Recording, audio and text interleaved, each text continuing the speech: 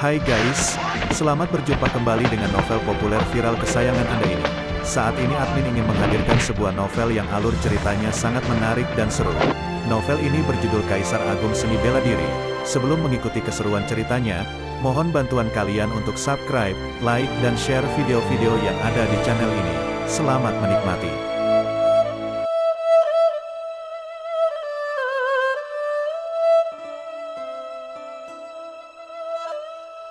Kaisar Agung Seni Bela Diri, Bab 217.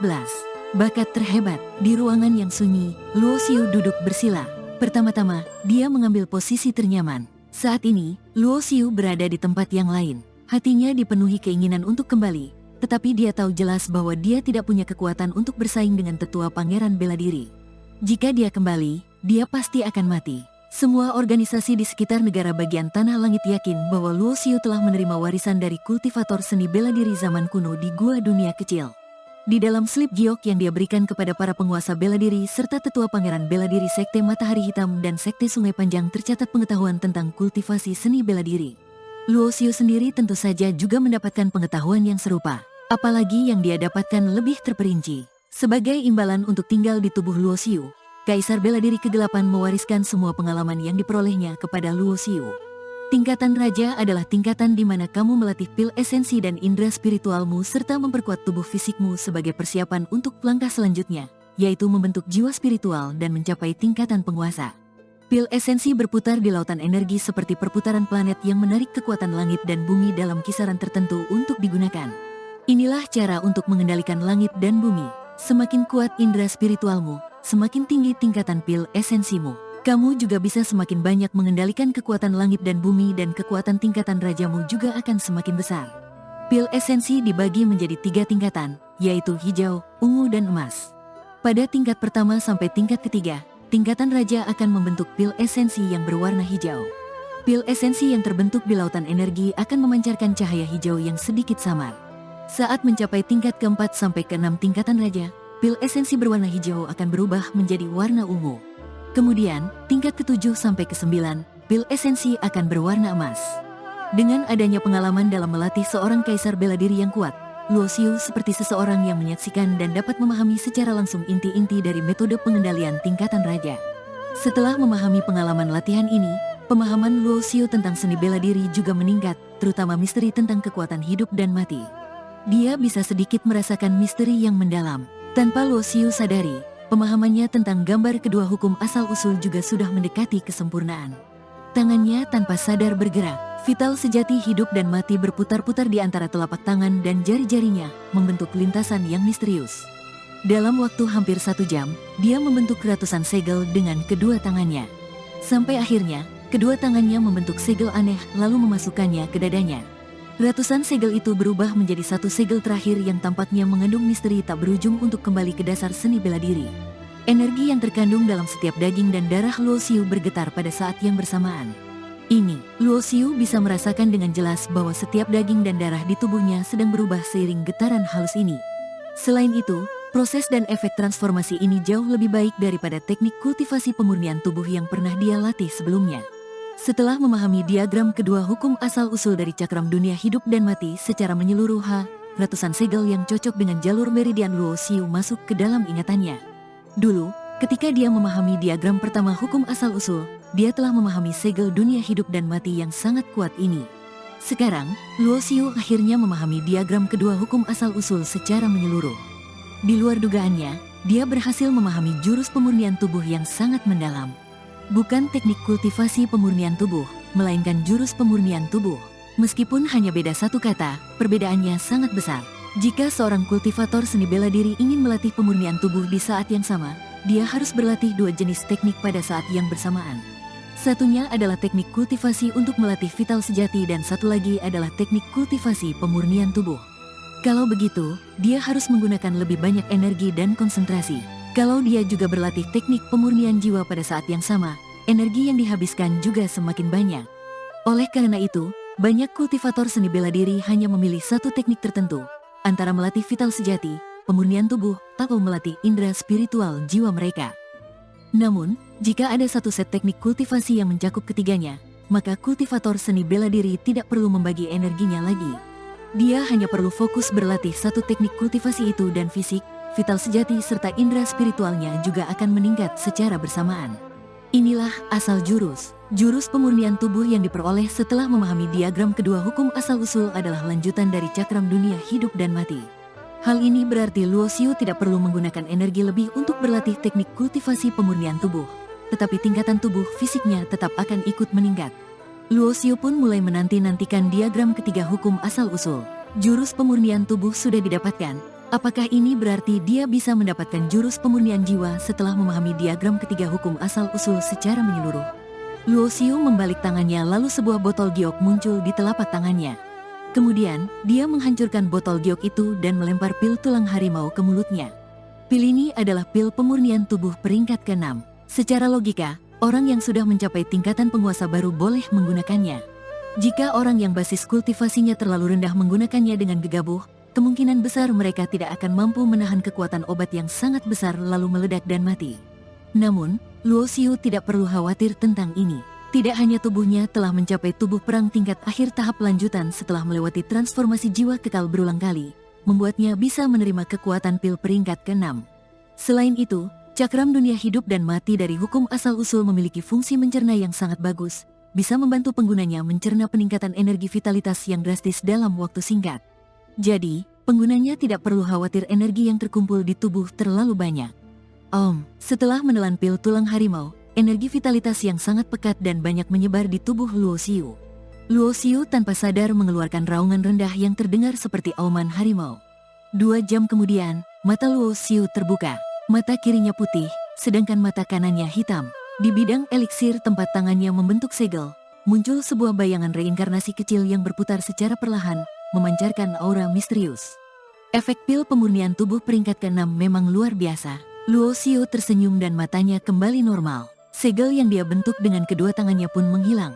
Saat Luo Xiu mengepal tangannya, dia bisa merasakan tubuh fisiknya telah mencapai puncak tubuh perang tingkat akhir.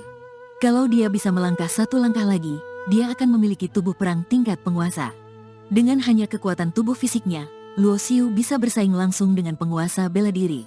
Namun, meskipun tubuh fisiknya telah mencapai puncak tubuh perang tingkat akhir, tingkat basis kultivasi dan indera spiritualnya masih relatif rendah. Kultivasi vital sejati Luo Xiu baru mencapai level pertama tingkatan raja.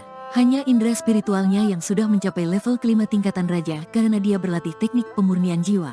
Kemudian, Luo Xiu mengeluarkan bendera Vientin kecil dan melambaikannya. Berkas-berkas cahaya terbang keluar seiring gerakan tangannya. Setelah belasan menit, cahaya itu membentuk sebuah formasi pertahanan level 6. Luo Xiu berdiri dan di seluruh tubuhnya muncul api maut kegelapan berwarna hitam.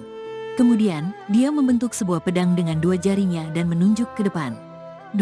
Aura kematian yang menakutkan meledak dan menyebar, lalu berkumpul menjadi tengkorak yang meraung ganas dan melahap semuanya. Ini adalah seni bela diri peringkat 9 yang dia dapatkan dari keluarga Kekaisaran Fan, pedang kematian. Seni bela diri ini adalah seni bela diri jenis kematian. Hanya ketika diaktifkan dengan api maut kegelapan seni bela diri ini baru bisa mengeluarkan kekuatan terbesarnya. Tengkorak hidup tadi menghantam dinding cahaya yang dibentuk oleh formasi pertahanan level 6. Dinding cahaya itu bergetar beberapa kali lalu kembali tenang. Formasi pertahanan level 6 bisa menahan serangan penguasa bela diri. Jadi serangan dari Raja Bela Diri biasa tidak akan bisa mengguncangnya. Aku bisa membuat tirai cahaya pertahanan bergetar beberapa kali, yang berarti kekuatan seranganku sebanding dengan level ke-7 tingkatan raja. Luo Xiu menggunakan ini sebagai dasar untuk memperkirakan kekuatannya saat ini. Keterampilan transformasi misterius, dia tiba-tiba menggunakan teknik super. Aura di tubuhnya tiba-tiba meningkat dan kobaran api maut kegelapan juga semakin besar. Kekuatan langit dan bumi yang berada dalam radius ratusan meter dikendalikan oleh Luo Xiu dengan pikirannya. Kemudian, Luo Xiu sekali kembali menggunakan pedang kematian. 2. Dinding cahaya yang dibentuk formasi pertahanan level 6 bergetar semakin kuat, tetapi tetap tidak berhasil dihancurkan. Jarak antara tingkatan bagaikan sungai yang sangat lebar, sangat sulit untuk menyeberanginya. Luo Xiu memperkirakan bahwa serangannya maksimal setara dengan level ke-9 tingkatan raja. Meskipun ada peningkatan 24 kali lipat dengan kekuatan keterampilan transformasi misterius, serangannya masih jauh dari tingkatan penguasa. Kalau aku menggunakan keterampilan transformasi misterius untuk mengaktifkan segel dunia hidup dan mati, mungkin aku bisa mencapai serangan tingkatan penguasa. Tapi dengan satu serangan itu, aku tetap tidak bisa membunuh penguasa bela diri. sedangkan energiku akan habis dan aku hanya bisa diam di bantai lawan. Luo Xiu tidak menguji kekuatan segel dunia hidup dan mati di sini. Teknik segel ini adalah teknik andalannya, tetapi tidak bisa digunakan sesuka hati. Hanya dengan menggunakannya pada saat yang tepat baru bisa mengalahkan musuh. Kalau aku sampai harus melawan penguasa bela diri, satu-satunya hal yang bisa kuandalkan adalah keterampilan gerakan naga terbang. Sejak Luo Xiu berhasil menguasai keterampilan gerakan naga terbang, dia masih belum menguji sehebat apa sebenarnya keterampilan gerakan ini. Teknik kultivasi super adalah sesuatu yang nilainya melebihi peringkat ke-9. Pada zaman kuno, teknik kultivasi super adalah warisan utama dari berbagai organisasi. Terlebih lagi, keterampilan gerakan berada di urutan kedua seni bela diri terpenting setelah teknik kultivasi. Pada saat ini, Luo Xiu berdiri dan menyingkirkan formasi, lalu mendorong pintu dan berjalan keluar. Begitu dia keluar dari ruangan, dia melihat wanita tinggi yang menyambutnya saat dia datang menghampirinya sambil tersenyum. "Tuan Luo, Anda telah mengasingkan diri selama 7 hari, kata wanita tinggi itu dengan penuh hormat. "Bagaimana dengan temanku itu?" tanya Luo Xiu. "Tuan Longming pergi beberapa hari yang lalu dan belum kembali sampai sekarang," jawab wanita tinggi itu dengan jujur.